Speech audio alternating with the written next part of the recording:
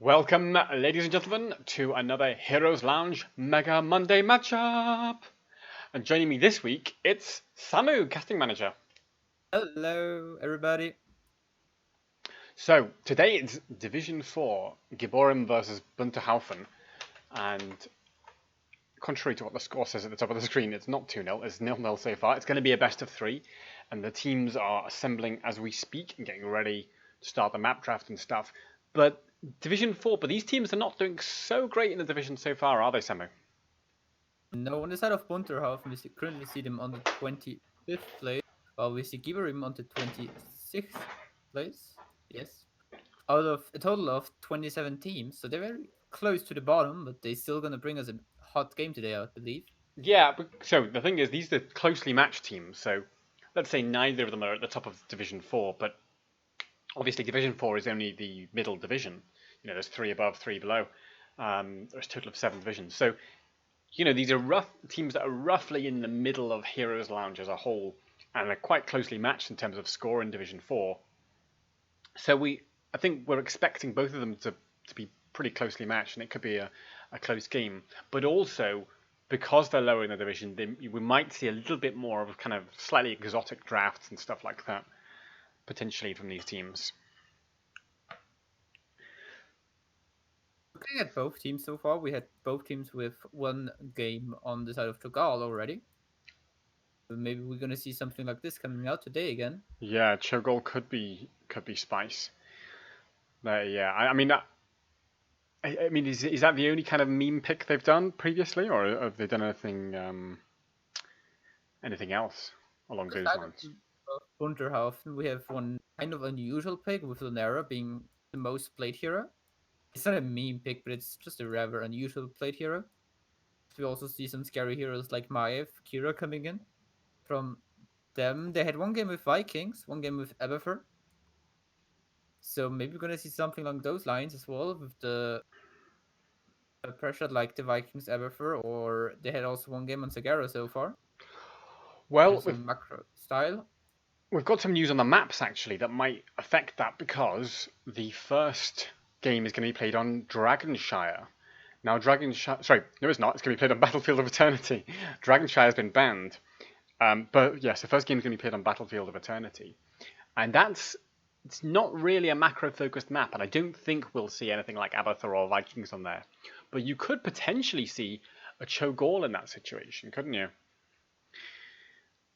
We can actually also see the map bands that have come on so far there on screen. So Sky Temple, which is a very macro map, banned out by Giborim, and Tomb of the Spider Queen, which is probably a less macro focused map, also banned by them. So they're pretty targeting what they don't like, I guess, rather than a specific playstyle.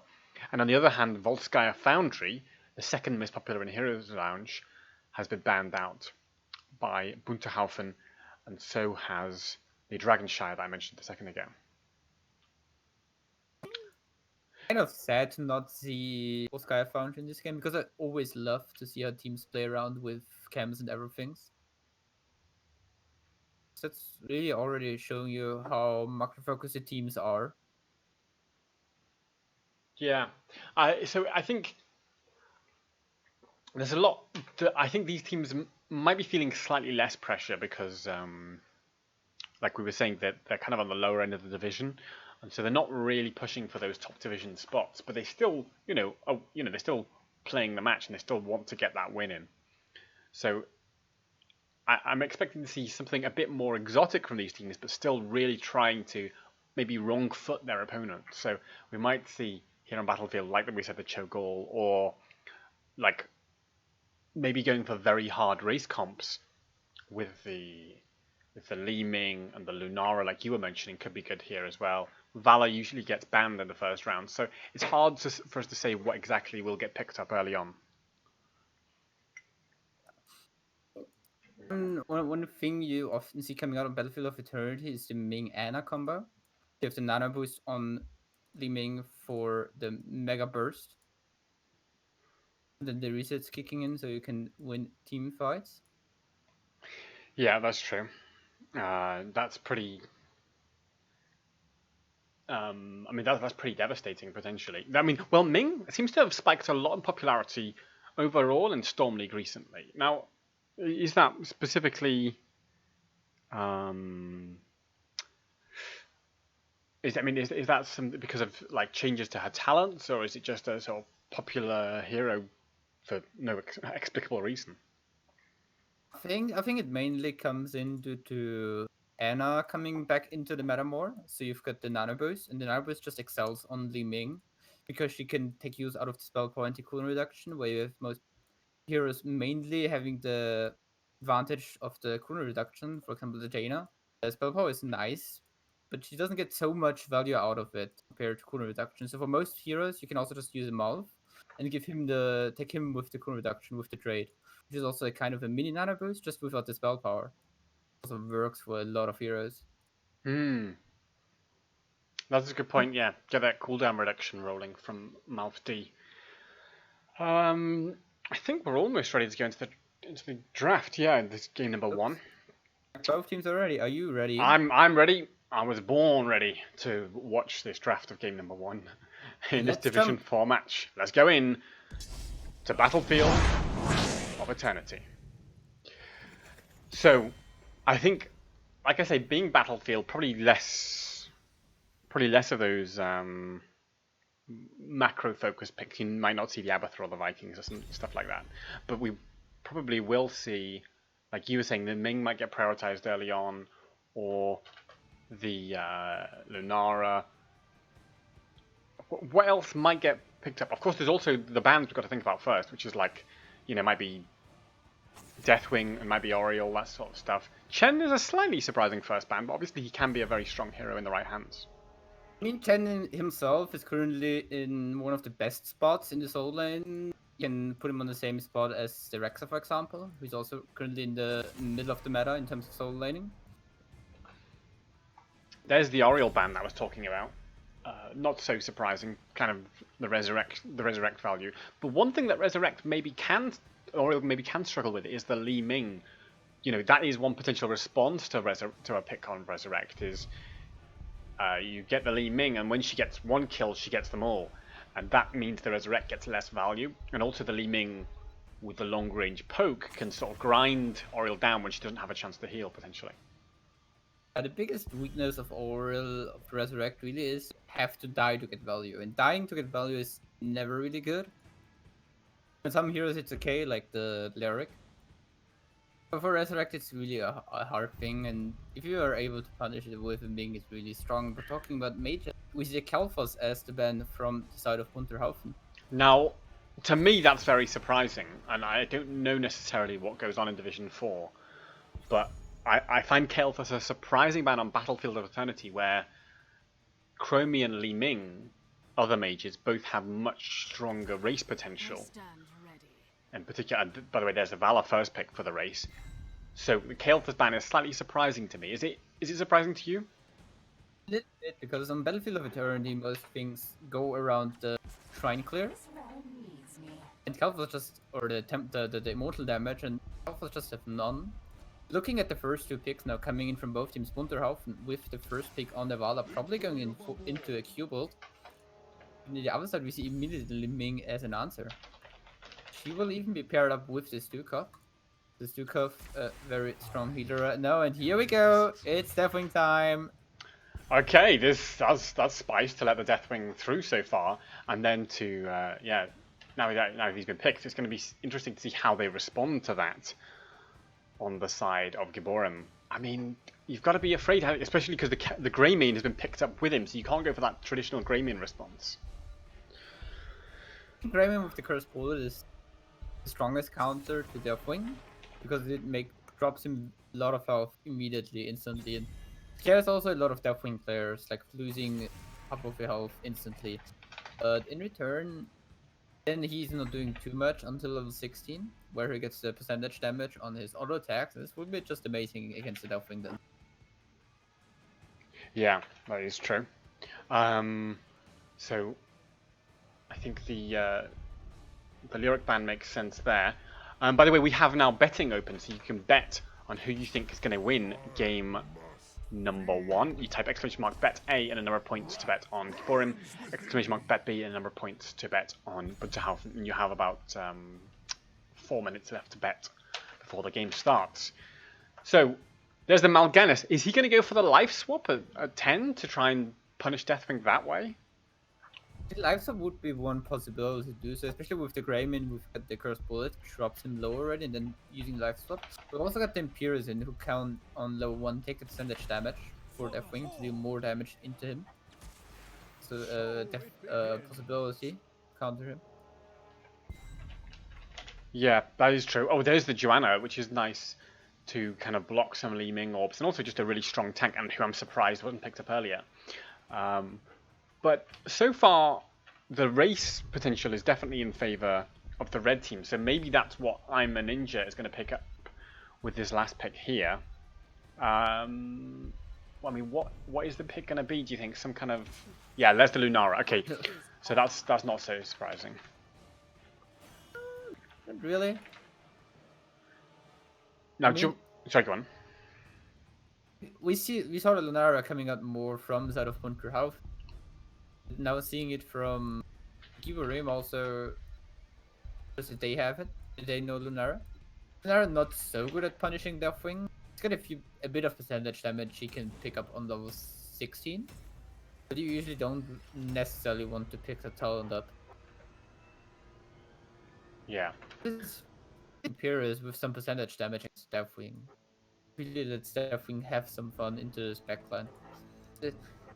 It's one thing I think is really hard against Deathwing is the drafting, because against Deathwing you have to draft some percentage damage, so he has not too much free space. You're also not allowed to commit too hard onto it, because then you have a hard time killing Vala, Greymane, and such stuff, for example, especially when they're getting healed by the Deckard.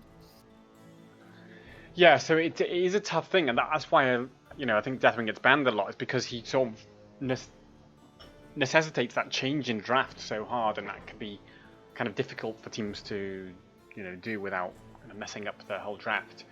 Here they've not really gone for much except the Lunara and maybe the Mal'Ganis. I do think Li Ming is a great response to Deathwing, by the way. I suspect, I'm very confident we're going to see an orb reset at level 4 from the Ming, because then that way you just sit back and you kind of poke Deathwing down with those orbs, and that gradual sustained damage, which is not so good against other heroes, is good against Deathwing because it can't be healed up.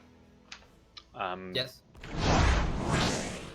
But of course, we'll have to see what happens as we go into game number 1 in this best of 3 series. And on the left in blue is Giborim with Pidgey on that Mal'Ganis. We have Alice on Li Ming. I'm a Ninja on the Lunara. Skywalker on the Stukov, and Jonathan Sagir on the Imperius. And to the right side, we've got Bunter Haufen, we've got Arligan on Johanna, Pharaoh on the Vala, Kazim on Greymane, Serena on Deckard, and last but not least, it's the big Mighty Dragon who's already in the air. It's Tobis, who is playing Deathwing. Yeah, so level 1 talents straight away in for these teams. Li Ming going for the Power Hungry on level 1. Now, I'm not a huge fan of that on Battlefield of Eternity, because they're on a great many globes, but it is, certainly a popular talent in general. But they're already kicking off for a fight, as the nice Stukov silence zones the red team for a second. Itself, you usually take Power Hungry on Li Ming for those 10% spell power to get the resets easier. On Battlefield of Eternity, I really understand the ideas of Force Armor. Get the Mana Rack in, so you have just an easy time standing there at the Immortal, pulling in your Qs, or with the Talent. You can also go for, you get a bit more damage on your Q, which also helps with racing.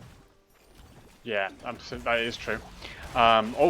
Maybe looking to put a bit of pressure onto Mal'Ganis here. Now, he is Mal'Ganis, so I think he's not going to be in any trouble. We should mention, by the way, that Mal'Ganis has gone for Time to Feed, not for Winged Guard. Now, the reason is perhaps that Winged Guard is currently banned in Heroes Lounge, because it has a bug where, I don't know exactly the bug, but I think it stacks infinitely or something like that, and so Winged Guard is banned on Mal'Ganis in Heroes Lounge.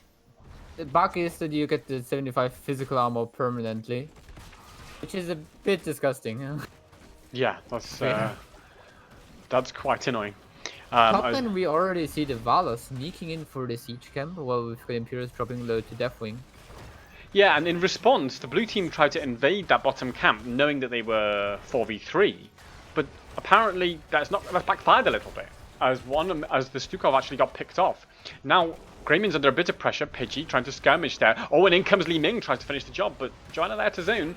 I think that's just a clean kill in favor of the red team, and of course the camp, when they were ultimately 3v4.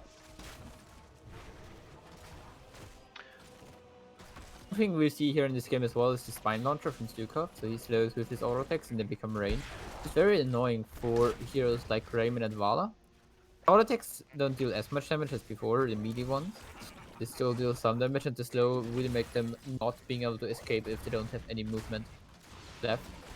So they can be punished easier for any mistakes. Yeah, that's true. The slow is pretty nasty. Oh, Morganis goes in and maybe wants to catch a sleep here. Slides against it, doesn't want to go too deep and over a commit. So it's now a 3/4 of a level lead in favor of Bunter Haufen because of the 2 camps that they got and the 1 kill advantage. So a really nice play so far from Bunter Haufen, but it's not so big a difference. And I think once the immortal phase starts, they won't notice that difference too much. But surprisingly, the blue camp hasn't been picked up yet, but the red camp has. Also, the red team already starting the race. The blue team even interrupt their camp, stop it, and then go to race. Yeah, and this is a bit of a mess there, slightly from the blue team. They're just a little bit not quite coordinated correctly there because they didn't get their camp or the race, and I think they kind of wanted half of one and half the other. So, but it's a great maneuvering by Bunter Haufen on the red side to get that early lead and get the camp rolling early, and that because of that pace that they delivered, the blue team couldn't quite keep up. But they're not out by any stretch of the imagination, although the gank on Imperius won't help either because that Bruiser camp is now going to be rolling top unimpeded, and with the help of Deathwing burning down that minion wave, Vala looks to be just pushing top, and Lunara's going to rotate top and clear a bit, but she can't commit too hard. They're having good wave clear. She's got on level 4 the Nature's Culling, so it increased damage to Merc, which also increases damage to Immortal and minimize and everything. She is kind of in a okay time clearing out the camp. But there's still a Deathwing in the Vala which can pressure her a lot, and obviously the Imperial is going in up here, but they're already moving away, so he does as well. Here's a nice sleep on the bottom lane. They want to try and catch Greymane, but the problem is that Joanna stands in the way of the Li Ming shots, and without Lunara there to get the auto attack damage, there's not really any way for them to finish the Greymane so long as Joanna's blocking those Li Ming shots, especially because she doesn't have a level 7 Calamity yet. Speaking of the Li Ming talent, by the way, she didn't go for the Aubrey set at 4, instead going for Dominant, which has traditionally been the favoured talent in Li Ming. But I was saying, I mean, maybe, and you tell me if you disagree with me here, Sammy, but I was thinking the Aubrey set on 4, Triumvirate, could be more impactful against a Deathwing when you can get that kind of sustained poke on him. Generally against Deathwing, the same poke is very strong, but it only helps you against Deathwing. And from the looks of it so far, we see Deathwing a lot on the sideline, so it doesn't help you too much. As we see mainly the other 4 heroes trying to fight. Yep. So they can get healed by Deckard, and Deckard even took the regeneration potion. So they heal a bit more over a short amount of time. It also gives them mana back. Yeah, so that is true. So in the 4v4 situation, probably the Dominance might be more impactful than the Triumvirate would have been. Now there's a potential gank onto the top lane here. Has Imperius overcommitted, trying to catch onto Deathwing? This fort's really low. Joanna's going to start chasing. There's the Condemn, pulls him in. The triangle from Deckard should finish the job, and it does. And that's going to be the top fort as well. Deathwing going down. Deathwing very low, but he is able to escape and now flies into the air. Wreck himself up again. Yeah, so Deathwing will heal up in time for this Immortal, I think. I know it's pretty slow, the healing in the sky, but it should be enough to get him topped up. The blue camp, by the way, is not up for a long time. Oh, because they just took it, that's why. But they are now going to get the race advantage, I think, because they have the Li Ming in position. But Lunara's not in position, and she's, probably the main race on the blue side. And that means that Vala's getting free value onto the other Immortal, and it looks like an immortal lead for the red team. Also see level 10 is now already in for Bunter Haufen here. Giborim cannot fight this one. Yeah, they have. So do you think they just have to? I mean, it's a tough situation here because. Oh, there's an attempted force here. Greymane goes in, tries to catch into Mal'Ganis, but he turns the sleep on. Maybe there's a one-shot potential on Greymane. No, Greymane sensibly steps back. So, yeah, a nice idea there from Bunterhaufen to try and force an engage with that 10 advantage. But sensibly, Giborim saying, no, look, we're going to play safe and sit back and not lose any more than we have to. Now we've got Greymane racing for the side of Bunterhaufen, so Valak is able to get her stacks of level 4 puncturing arrow in while poking. Yeah, and Joanna sensibly blocking these orbs from Li Ming to stop them hitting the Immortal. By the way, that's another reason I think Triumvirate could be impactful here on this map from Li Ming, is if you get the then if somebody's blocking the Li Ming poke with their face, you just keep getting them out, getting the orbs reset, and you can put a lot of pressure on that way. But I think the dominance could be hugely impactful if they ever start getting picks. There's a potential for Li Ming to get that domino boom boom boom boom, which is the signature of what Li Ming players want to achieve as Joanna and Greymane push up front. Looking on the side of Bunterhaufen, we see a lot of damage which hits Ming when she goes in for the kill with Dominant. Even if she goes in for the kill, she gets the auto attack from Greymane and a bit of damage from left wing, a bit of damage from Val, so she needs this health coming back to not die when she goes in for a kill. Look at this lockdown onto Mal'Ganis. He couldn't even get his ult off in time because of how great that burst comp with the Joanna and the Greymane stepping in were. And they've torn him to pieces. And now they're going on this fort. Deathwing, by the way, at level 10, took the Bellowing Roar, not the Cataclysm reset. So I don't... Wait, I think he still has Cata up because he didn't use it yet. So they may be able to just push core here. He's going to put a bit of zoning damage. Imperius is back a little bit late, down to 40% on the core. And I think it's going to be GG, well played, going over to Bunterhaufen in a very quick 9-minute execution. Of eternity, 9 minutes game is something you definitely because the game, the way the map plays. But the way that Bunterhaufen played it was really nice because they had just a better camp timing mostly. Gave them the advantage, and then they were in time for the objective, took the position, already stand there and get a few auto attacks and a few abilities in before Giborim was even in position to attack the Immortal. Yeah, and I think it was only 4 kills to 0, so it's not like it's been a massacre. And Giborim showed a lot of sensible decisions and retreating when they weren't level 10 and stuff like that, and so they weren't getting picked off needlessly. There's only four deaths on their team, but it was the timing of those, and as you talked about, the camp timings as well, and just kind of adding advantage on top of advantage. They would get an Imperius kill and that's a fort, or they get a kill at the bottom and then that's a camp, and they just kind of rolled that pressure continuously. And when Lunara wasn't there to defend the Immortal, that was a tough situation. So really well played there by Bunterhaufen, who turned a small number of kills into a great execution. We've got Giborim with the choice between map pick and first pick, as they lost game number 1, but they're not yet decided where they want to go to, if what they want to pick. Okay, so they're still thinking about that. I mean, if you were them, what would you be doing, Samu? I think taking the map pick here would be my idea to go into it. Like, mainly lost because of not the best camp timing, I feel.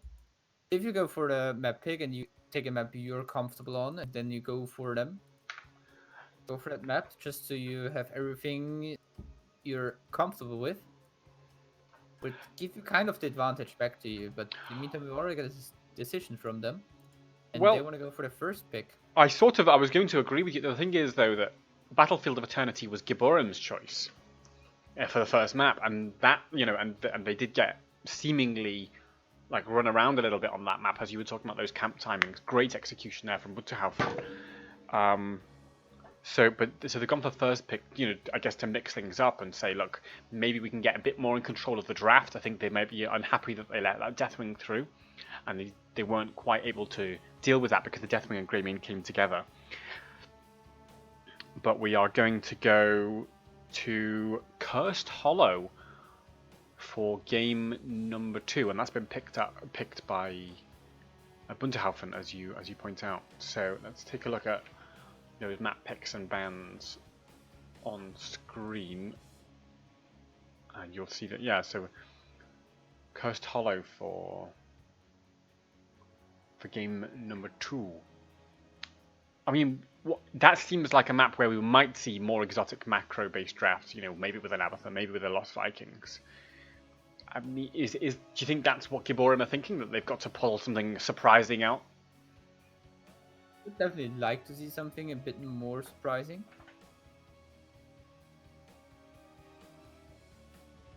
Especially on Cursed Hollow, I really like the typical global picks on the sides of the Ark and Falstad, as they counter those things already pretty nicely. Don't think you have to commit too hard onto it.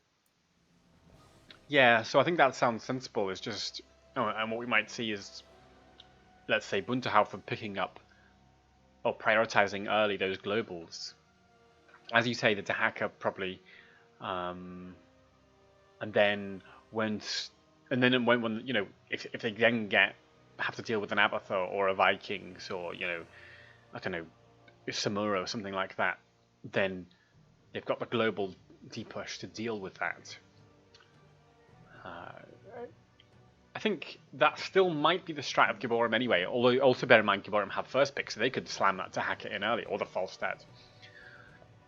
But then they've got to think about, I think, banning that Deathwing, because that could be impactful here again.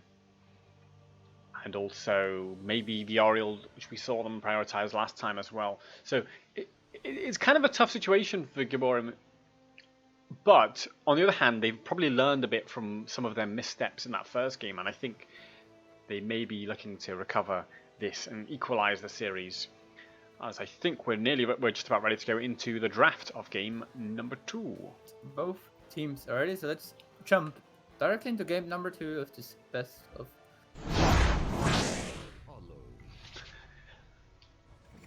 Yes, the game number 2, best of 3 in Division 4, 2-3-4. And have they changed a player, or have I imagined that? Because I know that this isn't the normal starting lineup that Giborim use, because they've got a big roster and they move players around a bit. So am I right in... Schmagma was joined us this game. Yeah, and replaced Jonathan Sagia. Yes. So the first bands are going to come in, and we're thinking it might be something like Dahaka, or it might be something like Deathwing. So either a global or Anna, that could take me completely by surprise. What do you make? Yeah. Anna is a good banner, I feel like. A good Anna player really does a lot. Not alone the nano boost. The nano boost alone is already very strong, but also if you just go for a sleep dart build or a grenade build, the healing reduce is massive if you time it right for most burst setups, and the sleeps can also just already set up a very good stun combo for most tanks or even a Liming or someone else. Everyone can follow up onto those combos easily onto a sleeping target. Yeah, that is true. So Anna ban makes sense from that perspective, and I think with the Deathwing ban there, that forces the Oriole ban, and now we might see the global pickup early on in this draft from Giborim. I think that has been their mindset here. So sensible bit of drafting if they can secure a sort of macro advantage after after this first pick stage, and they've got the Deathwing and Oriole ban down. So that could be a good little piece of play, strategic decision making there from Pidgey, the captain. Yeah, you people know me, know that I'm a Dahaka TP, and I would love to see him, but no, we're gonna see Malgani's first pick here. That does invite the Liming, which we know was was a decent choice for Giborim last time, so that's maybe a deny there from Pharaoh. And the ETC, good at kind of stopping Mal'Ganis from coming in, and also the potential for a global as well on Tobias's ETC there with the stage dive option at level 10. So those are pretty good solid picks. There's the Samoro. What do they do with that? That's the macro threat we were talking about? Yeah, it definitely is. I mean, personally also played some Samura, but I kind of don't like the new Samura, to be fair, as they really think Samura made up before the changes was really that he's a good macro hero, and now he's more trimmed towards team fighting and less macroing. To see how he's going to play it, as we see Pidgey on it for Giborim most likely. So, could they still potentially take another macro hero on the side of another split push hero on the side of Giborim, like have Samoro and Dahaka, for example? Definitely they can. Like Samura is still good at split pushing, but I think he really excels at team fighting now due to the latest changes. Okay, so that could be interesting. You see the Kalphas being removed by the side of Bunter Haufen, and Giborim removing the Lyric, which is very interesting. I mean, you don't think they're going to whip out the Cho'Gall, do you? Nah, I don't think so. Usually one with Cho'Gall, you want a Bruiser with him, as Cho'Gall is more or less the main thing and one ranged assassin in terms of roles, but looking on the side of Bunter Haufen, they already got the first global macro hero coming out from their side as they pick up the Abathur. Pair him together with the Anduin, so Light Bomb or Hold of Observation, both very nice and a good route to follow up the ETC power slide, for example. Setting up stuff for Li Ming perfectly. Yeah, so that is potentially a great couple of pickups. Azaria! Now, you know I love a bit of Azaria, Samu, but I'm slightly surprised to see it here. I think it's potentially great against Li Ming when you see that orb coming in. You just put the shield on someone. Now here's a Varian pickup. The Varian against Zarya, what do you make of that matchup? Because obviously there is the Shattering Throw for the shields, but you know, how does that play into Zarya's hands or more into Varian's hands? I personally think it depends on how you play the game. For example, if you go for ETC, stun into taunt, into combo one person way, or with smash or whatever Varian goes for, you just go for those one person blow up combos. I think it goes into Varian's hand due to the Shattering Throw, remove the shield instantly. But if you have more of a poking team on the other side, I think it more goes into Sarah just because of this Shattering Throw gives her immediately very close to full energy. Yeah. She has those bonus energy she can poke with and deal a lot of damage to. Well, and the other thing is, you know, sometimes you use the Shattering Throw to blow up Azaria when she presses her shield. But if she goes, for example, Pain is temporary at level 13, you know, Shattering Throw comes in, blows your shield up, bang, you've got another one, and it's huge because you have loads of energy. So one way that these teams play it, but of course we'll have to see how it plays out in practice as we go into game number 2. And on the left in blue we have Giborim with Skywalker on Malfurion, Alice on Reyna, I'm a Ninja on Zarya, Schmackmore on Mal'Ganis, and Pidgey on the Samuro, who could be so impactful this game. And on the other side, we see Bunterhaufen with Serena on the Varian, Oligan on Abathur, Pharaoh on Ming, Kazim on Danduin, and Tobis playing the ETC. Yeah, so these teams are going... It looks like the blue team going straight for that bottom lane, trying to catch a tower. Now, the red team hasn't actually responded yet. They're sort of thinking about staying mid and pushing there.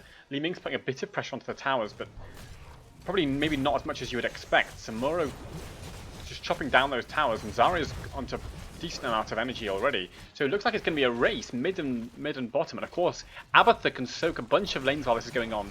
But with 5 members for the blue team in the bottom lane, they're missing a ton of soak right now. we already see it coming in the experience. They're already a quarter of a level behind. Not so much when we think about level 1. But in the long term, this could be a huge difference. But as we see them going forward, we see the team in red, Bunter Haufen, slowly starting to respond to this. And then you see rotating to the bottom. The sleep coming in onto ETC, but he should be fine. They're not taking a lot of damage. There's the stun from Mal'Ganis, but they all look fine so far. Yeah, and yeah, they got the fort. They got the fort for free. Now, the problem that they have is just the XP that they've missed. So, if that fort can give them some trickle XP, you know, for the next few levels, they might be able to catch up. But they really need to get to lanes urgently. The question is, are they going to just go to the top and try the same thing, or are they going to soak the lanes this time?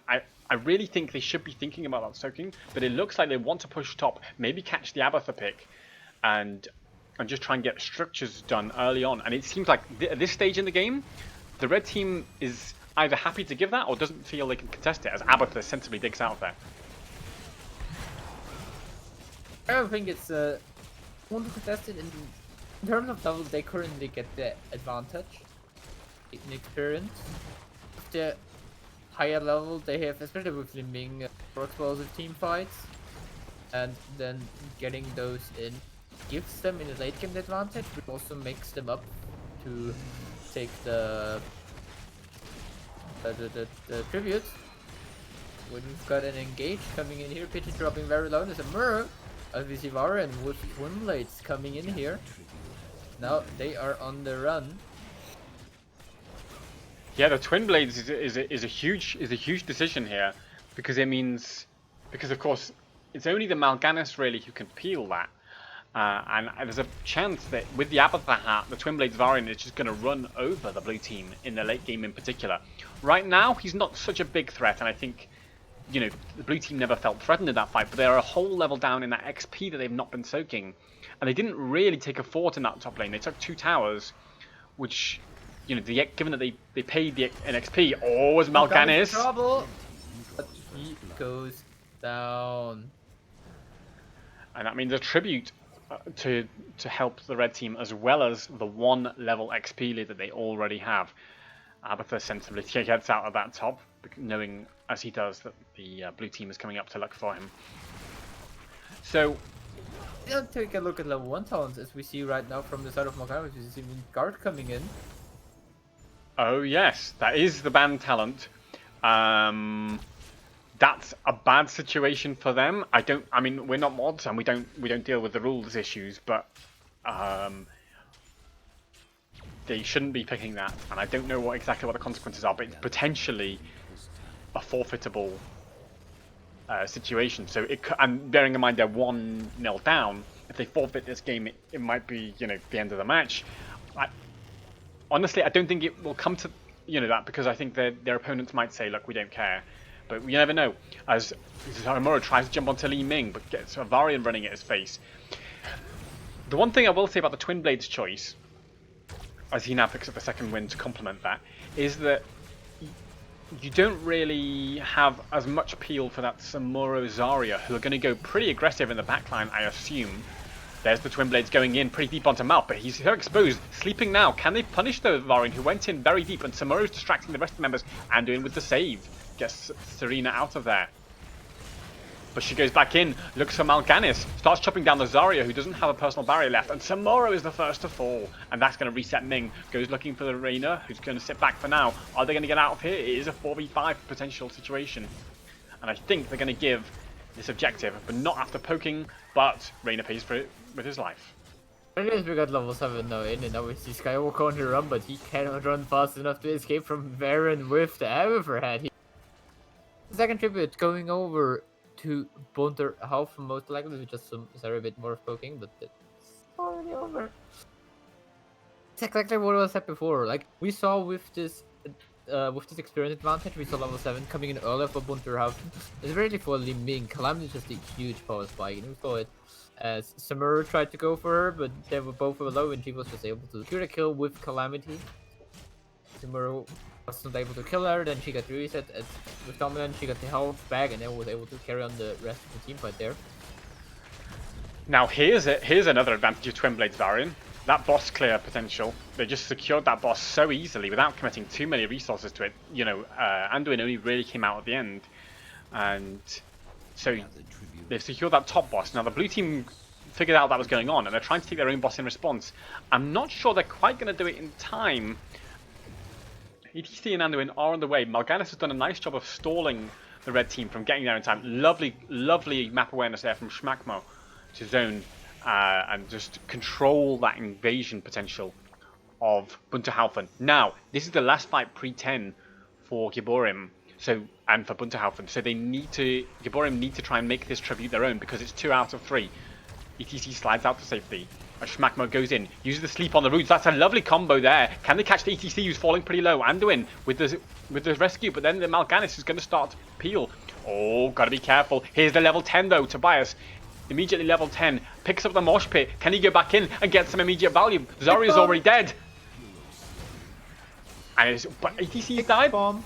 Yeah, absolutely huge. But 3 for 1. Light bomb coming in at level 10 and immediately getting 2 resets. They are very well done by that. And we also see ETC trading for Reina, but this also means we've got tribute number 3 going over towards Bunter Haufen, and they still have the boss in the top lane. He's not very healthy, but it's still a boss, and spirits and minions still no damage to him. Now we see the Giborim coming in to defend it, but we also see Bunter Haufen defending the bottom boss. Variant going for the 4th down there. Yeah, so I think the bosses actually were slightly in favor of and slightly in favor of Giborim, all things considered. But yeah, the curse, the combination of the curse and having lost so many heroes means that structurally it's a tough situation for Giborim right now. What they need is the big level 10. By the way, let's have a look at the level 10s as they come in. Tranquility for the Malthuran. Illusion Master for the Samura. Now these days you see Bladestone a little bit more often. Graviton Surge. It's still the wrong talent! What's still the wrong talent, did you say? Still the worst talent. Wait, don't play Bladestone, guys, if you watch. Don't play Bladestone, it's still not good. Black Hole onto 2 members. ETC slides out, but Kazim's under a bit of pressure on the Anduin. Mouth getting torn to pieces though by Twin Blades Varian, and no one's there to peel for him, and there was no Zarya shield available, and that means 2 members down. That resets Ming. She's trying to get the Mal'Ganis, but he has his swarm. Should be able to get out, probably. Oh, will he though? Have I spoken too soon? There's the slide. There's the sleep. Can he dodge the Ming combo? She's out of mana, so she's only got mana for 1 shot. 1 shot. Do not miss your chance to blow. This opportunity comes once in a lifetime. Yo. So, Mal'Ganis got away, but 2 other members did not. So, it's a tough situation right now.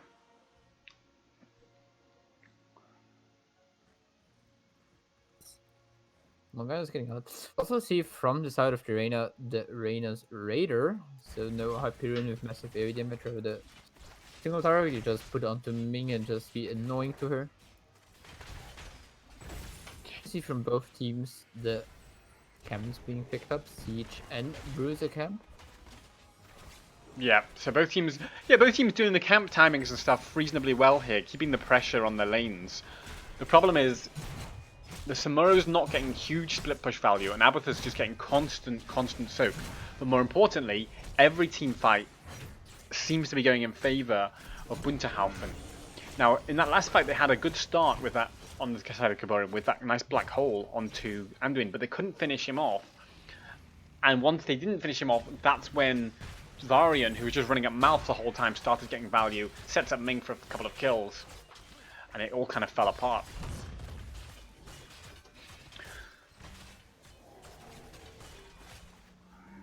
We see both teams so far defending camps and stuff. Pretty normal. Samuro looking for some value in the top lane by split pushing. No, he goes to the mid to defend the camp. I grow tired of your petty squabbling. Gather tribute. Yeah, this mid camp really needs defense. Oh, Malf immediately rooted. Sorry, not Malf. Mal'Ganis immediately rooted when he tries to go in to get the sleep. So Schmackmo on the Mal'Ganis denied there by the Anduin roots. But so they're not quite level 13, but I think they will be in time for this tribute, so they could go and contest. There is a party bush waiting for them. I suspect they'll sniff that out with a Zarya grenade or something. They've decided, because they're not 13 quite in time, they've decided to give this tribute The problem they have is that by the time of the next tribute, Bunter Haufen will be level 16. Also, if they give that top boss, that's going on core. And so yeah, they'll get their own boss in response, but their boss is going to go on a keep instead of on that core. And that could be really rough for Giborim, and it could be a win condition. With this boss now about to be picked up. We saw in the bottom the counter boss coming in from Giborim themselves. Now, do you keep Bunter Haufen rotating downwards here now?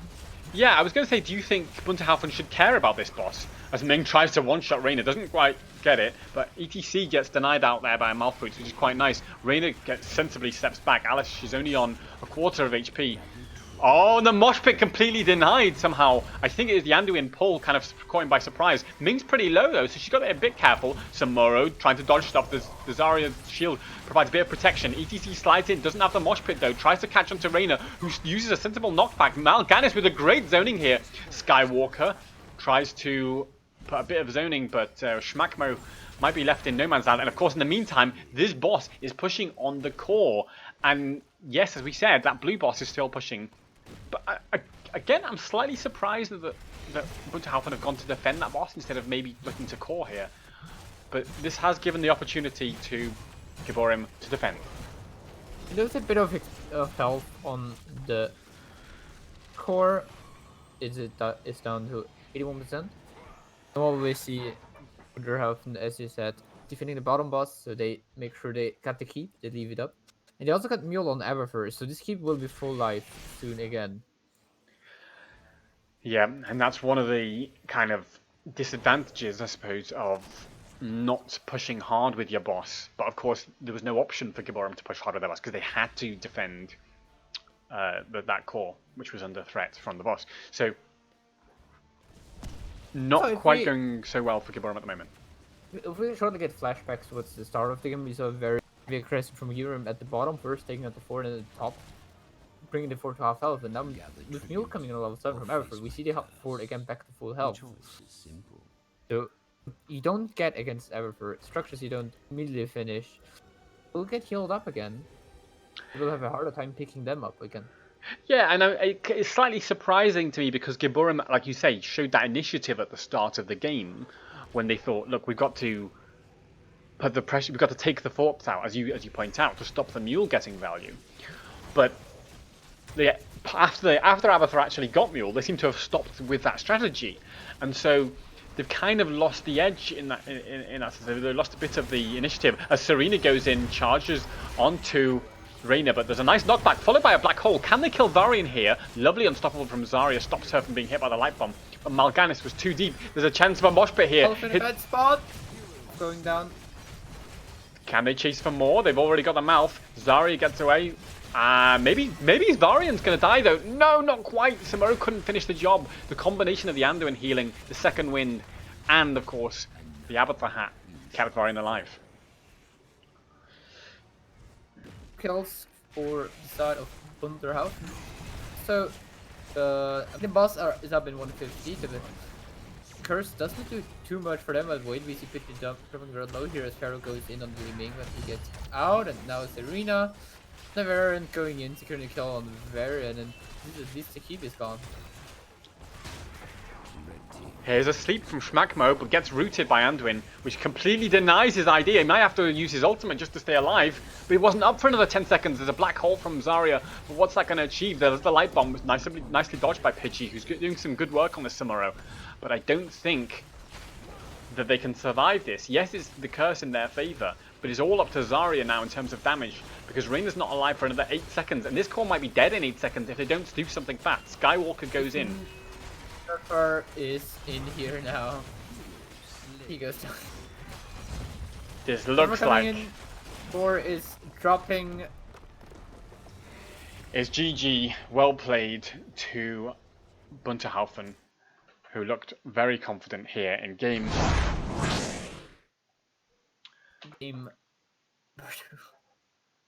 Just great performance. Great performance from them. They looked so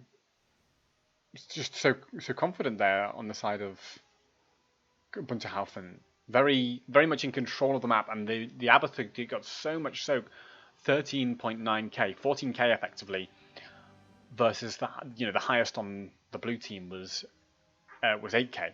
So a really big difference in macro pressure. So no, well, both in macro pressure and in the XP. And I just get the feeling that the Giborim, who had a really nice idea of pushing aggressively, they didn't quite keep the momentum up on that. I think as soon as Varian got to level 7 and started threatening them, they kind of felt they had to retreat a little bit and play a bit safer. But that didn't really work out in their favor in the end. I think level 4 was already a big power spike for Varian there, with the Rublets coming. He was really able to already threaten Malv very hard and Reyna. I think level 7, especially for Liming, just gave the kick for Bunter Haufen, so they won every team fight after level 7.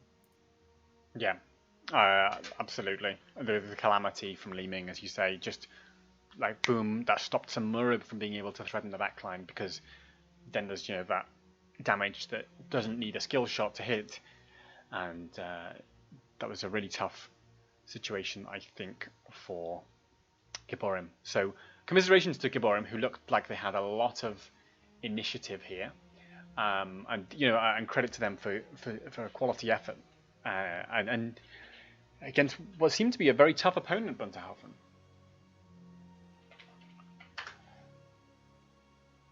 Yeah, done really well played. So, I think that's the end of our cast for today, because it was a best of 3, and Bunthaufen have gone, like we say, 2-0 up. Where do they get in the division standings? Let's have a look. I think the result will be that they climb a decent number of places, but I think with only 3 matches left to play for them, it doesn't look likely that they can qualify, even after this win, for the Heroes Lounge Epic Cup. Yeah, especially this is a very big division of 27 teams. Down to 26. I think you need something like 6 wins in the end to be close to participating in the playoffs, as far as I remember. Yeah, it's approximately that. Yeah, I mean, it depends on, it's top 8. And for those of you who don't know, the top 8 from each division go through to a playoff, depending on their division.